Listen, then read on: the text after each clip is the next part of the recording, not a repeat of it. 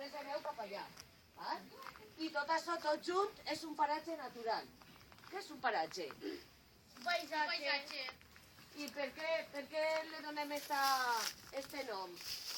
Per a protegir-ho, per a cuidar-ho, perquè així, en tot este terreny, tenim mostres d'arbres i de plantes i d'animals que són nostres, que són propis d'ací, del clima mediterrani.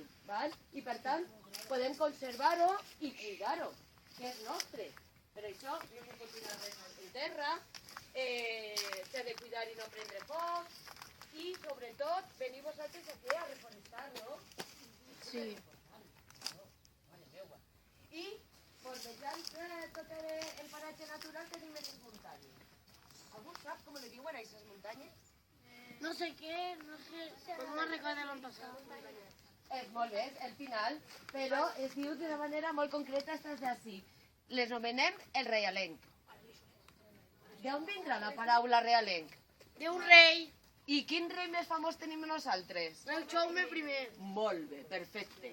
Doncs, què va passar entonces? Que Jaume I va vindre en els seus cavallers conquistant totes aquestes terres i com les muntanyes en aquell entonces eren superimportants, superriques, ell va decidir quedar-se-les per a ell.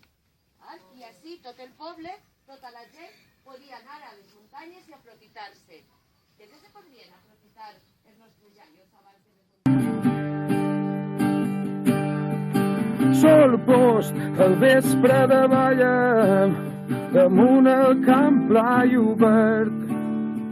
L'hort és més tendre i més verd, encara el pagès treballa.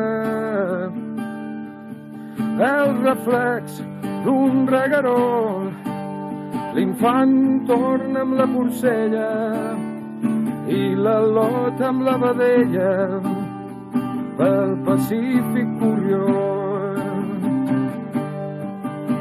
La sínia es queixa cansada i el safareig cau al broll amb un alegre soroll en plena l'hora callada.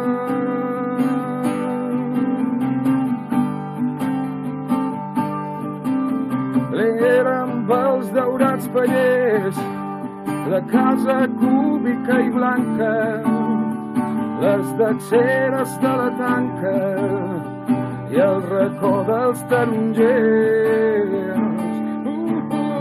I l'hortolana disposa sota el parral la frescor de l'aromàtic meló i la xímbria verda i rosa. La sínia es queixa cansada i el safareig cau al broll amb un alegre soroll en plena l'hora callada. La sínia es queixa cansada i el safareig cau al broll amb un alegre soroll que en plena l'hora callada.